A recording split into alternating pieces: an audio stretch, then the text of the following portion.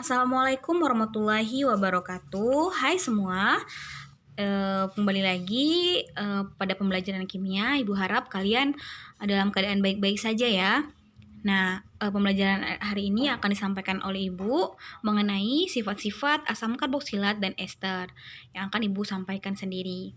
Nah, sebelum masuki materi, Ibu mau nanya dulu nih, kalian sudah belajar kan mengenai asam karboksilat?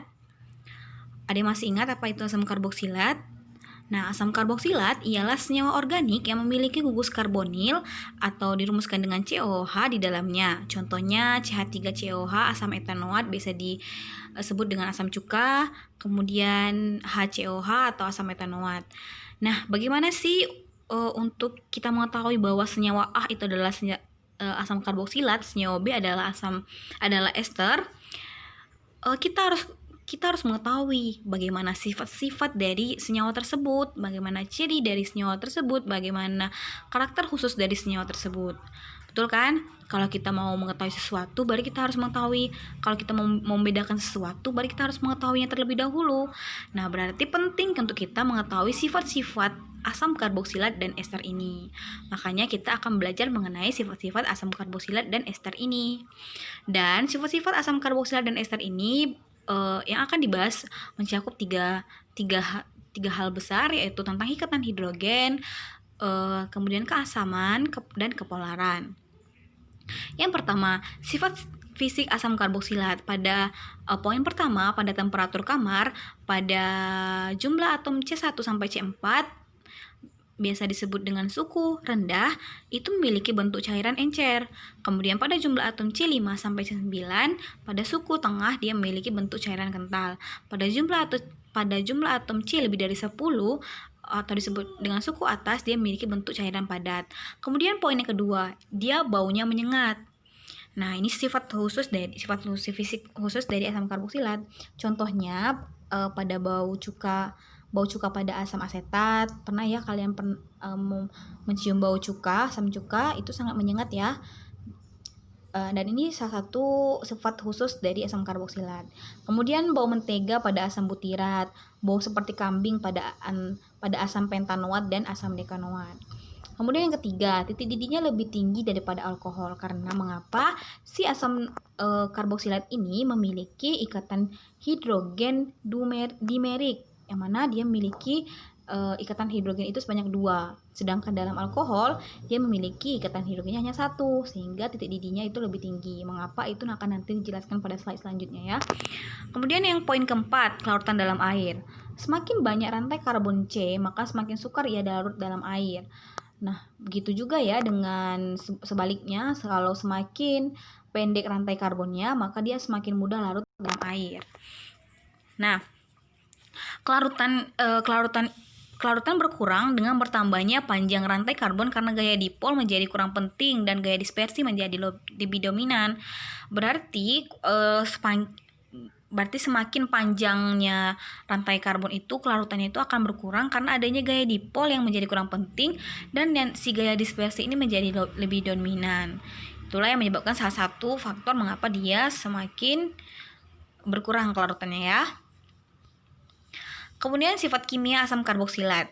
Yang poin pertama, 2 molekul asam karboksilat akan saling terhubung membentuk 2 ikatan hidrogen. Oke, ini molekul yang pertama ya. Molekul yang pertama untuk asam karboksilat yang mana? Yang ini ya. Kemudian yang kedua yang ini. Tuh. Nah, di antara kedua molekul ini saling terhubung membentuk 2 ikatan hidrogen. Ada yang masih ingat apa itu ikatan hidrogen? Ikatan hidrogen adalah ikatan yang terjadi antara atom H, O, F, dan N. Nah, ikatan hidrogen pada struktur ini yang mana?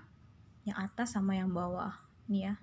Ini ikatan yang terjadi antara atom H dan O. Nah, karena asam karboksilat ini mempunyai atom H dan O, maka dia bisa mengalami suatu ikatan hidrogen. Dan kebetulan pada asam karboksilat ini ikatan yang terjadi itu 2 ikatan hidrogen sehingga membentuk suatu dimer. Gitu ya. Kemudian karena kuatnya ikatan tersebut, berarti ikatan hidrogen ini kuat ya. Asam karboksilat dijumpai dalam bentuk dimer lingkaran. Bahkan dalam fase uapnya ikatan hidrogen ini sangat susah putus dalam fase uapnya. Nah, hal lain yang pengaruhnya yaitu kita sudah belajar tentang pasangan elektron bebas. Semakin banyak pasangan elektron bebas yang dimiliki, maka dia akan semakin elektronegativitas dalam suatu molekul. Apabila semakin elektronegativitas, maka semakin banyak pula lah ikatan hidrogen yang terbentuk. Apabila semakin banyak ikatan hidrogen, tadi ikatan hidrogen tadi sangat susah putus ya. Apabila semakin banyak ikatan hidrogen, maka dia semakin besar energi panas yang dibutuhkan untuk memutuskan ikatan hidrogen. Maka dia akan semakin tinggi titik didihnya atau semakin besar. Berarti berbanding lurus ya. Nah, kemudian asam karboksilat umumnya larut dalam pelarut organik seperti etanol, toluena, dan dietil eter. Kemudian ikatan hidrogen yang kuat menyebabkan asam karboksilat memiliki titik didih yang lebih tinggi daripada alkohol yang bersesuaian. Nah, ikatan hidrogen yang kuatnya itu asam karboksilat kan 2 dibanding alkohol, karena alkohol itu ikatan hidrogen cuma 1, makanya titik didihnya lebih rendah. Kemudian merupakan senyawa polar karena adanya 2 atom oksigen elektronegatif. Kemudian sifat fisik asam karboksilat. Nah, perbandingan titik didih asam karboksilat dan alkohol. Ini yang menjadi bukti nyata bahwa ikatan hidrogen itu sangat kuat. Kita lihat asam karboksilat dan alkohol. Asam karboksilat dan alkohol ini masing-masing mempunyai atom C yang sama. Kita bisa lihat ya. Pada asam metanoat, dia memiliki atom C-nya jumlahnya 1 dengan titik didih 100,7. Sedangkan pada alkohol, pada metanol dia memiliki atom C juga 1, tapi titik didihnya 64,5. Kemudian pada etanoat, dia memiliki atom C2 dan titik didih 117,9. Pada alkohol juga begitu, dia memiliki atom C2 sebanyak 2, titik didihnya 78,3 sampai ke asam benzoat. Kita lihat ini asam benzoat ya, berarti yang terikat dengan gugus aril ya, maka rumusnya itu C6H5COH dengan titik didih 249. Sedangkan pada gugus alkohol, yaitu pada benzil alkohol, itu dia memiliki titik didihnya 205. Nah, jadi dari sini sangat jelas ya bahwa ikatan hidrogen yang terdapat pada asam karboksilat itu sangat kuat ikatan hidrogennya. Coba lihat mengapa sangat kuat. Dengan perbandingan 2 dan 1 saja dia sangat jauh perbedaan titik didihnya. Ya. Berarti semakin banyak ikatan hidrogen maka semakin tinggi. Jelas ya pembuktiannya bahwa semakin banyak ikatan hidrogen bahwa dia akan semakin tinggi titik didihnya. Jadi dari sini terbukti sekali bahwa ikatan hidrogen yang terdapat pada asam karboksilat itu sangat kuat ikatannya, sehingga sangat susah dia untuk terputus. Karena kalau dia sangat susah untuk putus, maka titik didih yang dibutuhkan dia juga sangat besar untuk melepaskannya atau untuk memutuskannya dibandingkan dengan alkohol yang dia mempunyai ikatan hidrogen 1 atau memiliki hidrogen yang lebih lemah. Itu ya. Kemudian asam karboksilat memiliki kemampuan untuk menyumbangkan proton, dan karena itu asam karboksilat tergolong dalam asam Bronsted-Lowry. Nah, kepolaran asam karboksilat. Nah, untuk kepolaran asam karboksilat ini dia berhubungan tentang kelarutan dalam air. Untuk senyawa yang polar, maka senyawa tersebut akan larut sempurna dalam air. Senyawa asam karboksilat ini untuk jumlah atom yang rendah, maka sifatnya akan polar. Contohnya asam format, asam asetat, asam propanoat, asam propanoat sampai asam butanoat yang jumlah atom C-nya mencapai 4.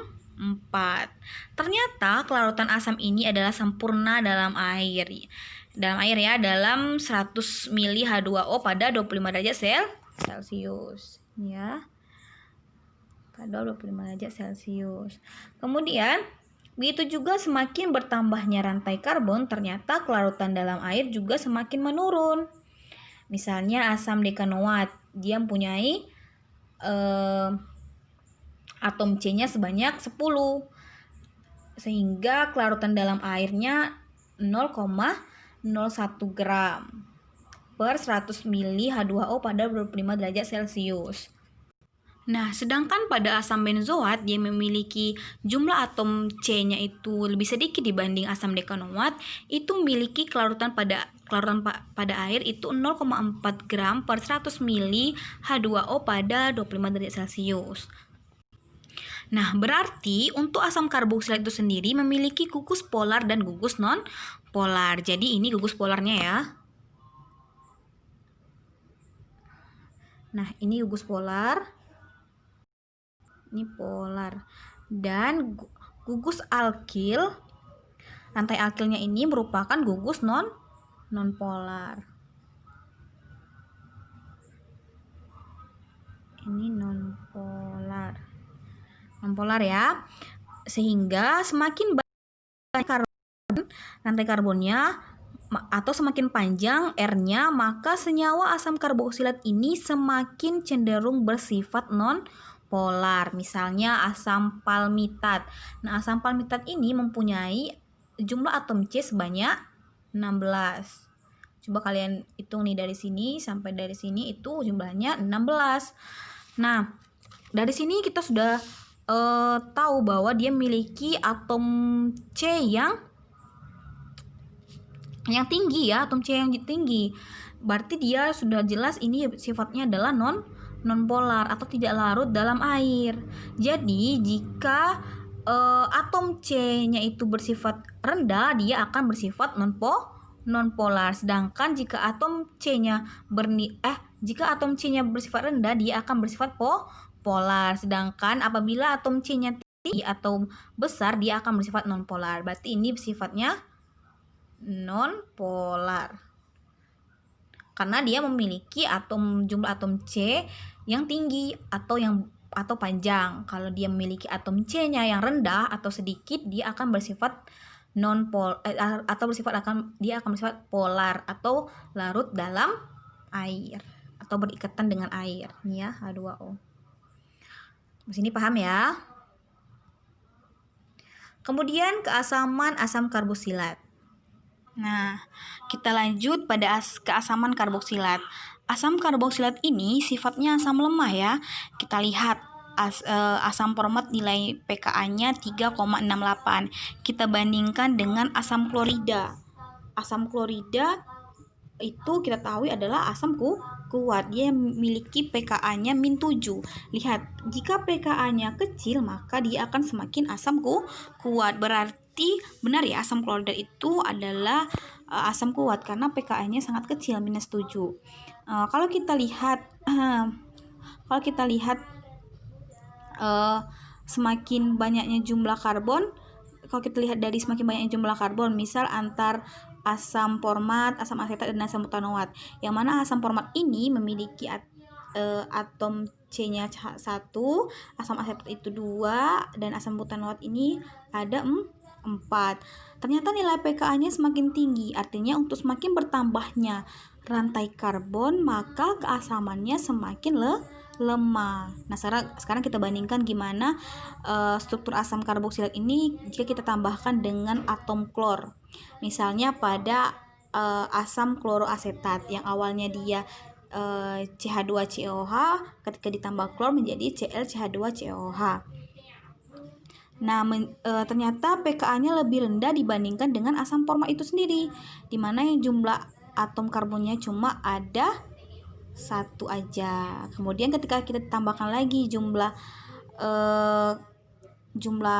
atom klornya menjadi asam dikloroasetat atau rumus umumnya Cl2CHCOH, ternyata nilai pKa-nya lebih rendah lagi ya, jadi 1,3, sehingga sifatnya lebih asam kuat dibandingkan dengan asam format, asam asetat, asam butanoat, dan asam kloroasetat. Kemudian kita tambahkan lagi klornya. Kemudian kita tambahkan lagi klornya sebanyak 3 ya, menjadi trikloroasetat atau Cl3CHCOH. Maka nilai pKa-nya pun akan semakin rendah lagi menjadi 0,7. Itu ya, berarti semakin banyak ditambah atom klor, berarti nilai pKa-nya semakin kecil, berarti dia akan semakin asam kuat. Oke, kita lanjut contoh berikutnya. Contohnya adalah asam benzoat ya. Nah, asam benzoat ini berarti kan terdapat gugus aromatiknya ya, yang berikatan dengan asam karboksilat. Yang rumusnya menjadi C6H5COH. Nilai pKa-nya 4,18. Nah, ini lebih tinggi dibandingkan dengan asam format. Ya, kemudian ketika pada struktur asam benzoat kita tambahkan gugus kloro pada posisi orto. Ketika pada struktur asam benzoat tersebut kita tambahkan posisi orto sehingga strukturnya menjadi OCl C6H4COH. Maka nilai pKa-nya menjadi 2,9. Sedangkan ketika kloronya pada posisi para, dia menjadi PClC6H4COH, nilai pKa-nya 4. Tidak beda jauh ya dengan asam benzoat itu sendiri, hanya lebih kecil sedikit dari asam benzoat ini. Ya, dari asam benzoat. Ya. Kemudian jadi kesimpulannya, ketika ada gugus asam karboksilat ini berikatan dengan gugus yang bersifat asam, maka misalnya Cl, Br, N, dan F, maka sifat keasamannya itu akan semakin meningkat atau pKa-nya menjadi lebih kecil daripada asam karboksilat yang tidak berikatan dengan gugus atau senyawa yang tidak bersifat asam. Gitu ya. Jadi kesimpulannya, apabila ada suatu gugus asam karboksilat berikatan dengan gugus yang bersifat asam, baik itu Cl, Br, N, dan F, maka nilai pKa-nya akan semakin kecil atau nilai keasamannya semakin meningkat, akan menjadi semakin kuat gitu ya, dibanding dia tidak berikatan dengan gugus atau senyawa yang tidak bersifat asam. Itu ya. Nah, dan ini kelanjutannya. Oke. Ini merupakan contoh keasaman karboksilat ketika 1CH3-nya diganti dengan golongan halogen, misalnya I, Br, Cl, dan F. Dan ternyata nilai pKa-nya yang lebih rendah atau nilai keasapannya lebih kuat adalah ketika C asam karboksilatnya ini berikatan dengan F. Artinya sifat FCH2 ini yang lebih bersifat asam kuat dibandingkan senyawa-senyawa yang di sebelah kirinya. Ya, ini lebih kuat. Gitu ya. Nah, sampai sini paham ya. Jadi jika ada suatu gugus asam karboksilat berikatan dengan senyawa yang bersifat asam, maka dia sifatnya akan semakin asam kuat atau pKa-nya semakin rendah, baik itu gugus yang halogen, FClBrI, ataupun senyawa-senyawa asam kuat lainnya, gitu ya. Kemudian keasaman asam karboksilat. Keasamannya bergantung pada kestabilan basa konjugasinya. Semakin stabil suatu asam karboksilat yang terbentuk, maka akan semakin kuat tingkat keasamannya.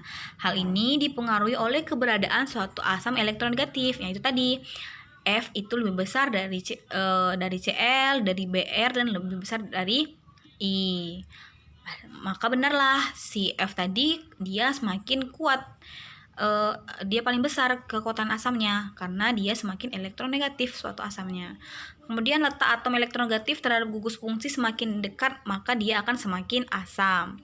Kemudian dapat bereaksi dengan basa seperti NaOH dan NaHCO3 membentuk garam logam karboksilat. Dan dapat dilakukan pemurnian asam dengan mengekstraksi garamnya ke dalam cairan basah, kemudian diasamkan kembali dan mengekstraksi lagi asam murninya dengan pelarut. Nah, contoh dari reaksi NaOH dengan NaHCO3 ini adalah yang ini. Ini ya, ini adalah ketika ditambahkan dengan NaOH, maka dia akan menjadi Na+ dan Ha2O. Ini ya contoh reaksinya, kalian harus hafal ini. Ada alkil dan hasilnya adalah air. Kemudian Meskipun lebih lemah dari asam mineral, asam karboksilat memiliki keasaman yang lebih kuat dari alkohol dan fenol. Hal ini disebabkan karena alkohol terdisosiasi untuk memberi ion alkoksida yang muatan negatifnya terlokalisasi pada sebuah atom elektronegatif tunggal. Sedangkan pada asam karboksilat, ketika terdisosiasi memberi ion karboksilat yang muatan negatifnya terlokalisasi pada dua atom oksigen yang ekuivalen. Jadi walaupun lebih lemah dia dari asam mineral ini, asam karboksilat ini memiliki keasaman lebih kuat dari alkohol dan fenol tadi karena dia memiliki ikatan hidrogen yang lebih banyak atau lebih kuat. Nah, hal ini juga karena alkohol terdisosiasi memberikan ion alkoksida yang muatan negatifnya itu terlokalisasi pada sebuah atom elektronegatif tunggal, sedangkan pada asam karboksilat itu dia tidak, ketika terdisosiasi itu dia memberi ion karboksilat yang muatan negatifnya terdelokalisasi. Kalau yang alkohol tadi terlokalisasi, kalau yang si asam karboksilat dia terdelokalisasi ya. Nah, sifat fisik dan kimia pada ester. Nah, yang pertama, sifat fisik ester yaitu molekul ester bersifat polar. Molekul ester ini bersifat polar, namun dia tidak mampu membentuk ikatan hidrogen antar molekul satu dengan yang lainnya. Karenanya, ester mempunyai titik didih yang lebih rendah dari asam karboksilat isomernya. Seperti yang dapat diduga, titik didih ester terletak antara keton dan eter yang memiliki molekul relatif yang hampir sama. Tuh ya. Nih. Nah, kemudian karena molekul-molekul ester dapat membentuk ikatan hidrogen dengan molekul-molekul air, ester dengan massa molar rendah bisa larut dalam air. Ini ester dengan molekul relatif rendah dia dapat larut dalam air karena molekul-molekul ester dapat membentuk ikatan hidrogen dengan molekul air. Sehingga ester dengan massa molar rendah ia dapat larut dalam air. Kemudian ester yang memiliki 3 hingga 5 atom karbon larut dengan baik di dalam air. Ester yang juga dengan 10 karbon atau kurang berupa cairan, dia mudah menguap dan baunya seperti buah-buahan, dapat dibuat parfum, dalam makanan juga bisa ini ya. Kemudian ester ini memiliki gugus fungsi OO yang bersifat polar dan 2 rantai alkil R dan R aksen yang bersifat non-polar. Nah, kemudian sifat kimia ester. Nah, sifat kimia ester ini dia ada yang terhidrolisis. Nah, ester ini dapat mengalami hidrolisis dengan bantuan asam menghasilkan asam karboksilat dan alkohol. Contoh reaksinya dapat kalian lihat ya dalam slide. Itu dari metil butanoat direaksi dengan H2O menghasilkan asam butanoat dan metanol. Kemudian hidrolisis ester dengan basa menghasilkan garam dan alkohol. Nah, lihat reaksinya ya, ada CH3 itu struktur umumnya di atasnya. Nah, kalau dengan dicontohkan dengan senyawa rumus kimianya atau senyawa kimianya itu CH3COO C2H5 plus NaOH dia menjadi CH3COONa plus C2H5OH. Nah, ini tuh adalah rumus umum untuk membuat struktur ini. Tuh ya. Ini juga.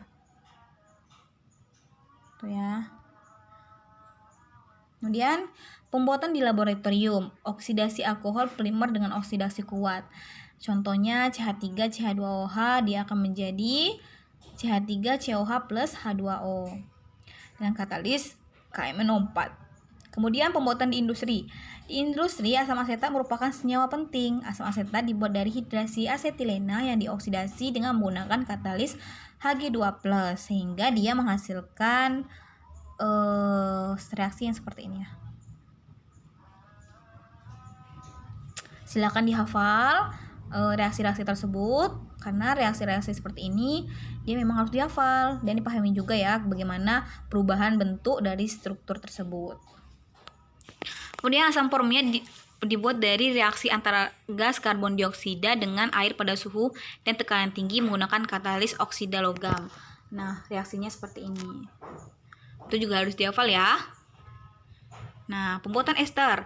Ester ini dibuat dengan mereaksikan asam karboksilat dengan alkohol dengan sedikit asam sulfur pekat yang berfungsi sebagai zat higroskopis penarik molekul air. Reaksi ini juga disebut dengan esterifikasi. Nah, ini esterifikasi ini juga sering digunakan dalam praktikum kimia ya. Nah, contohnya reaksinya seperti ini. Dia asam asetat direaksikan dengan etanol, dia akan menghasilkan etil asetat. Itu ya. Dah, sampai situ dulu. Semoga apa yang Ibu sampaikan bisa bermanfaat dan bisa diamalkan dalam kehidupan sehari-hari. Jangan lupa mengerjakan post test. Semoga apa yang Ibu sampaikan ini bisa dimengerti dengan baik ya. Dan jangan lupa belajar. Assalamualaikum warahmatullahi wabarakatuh.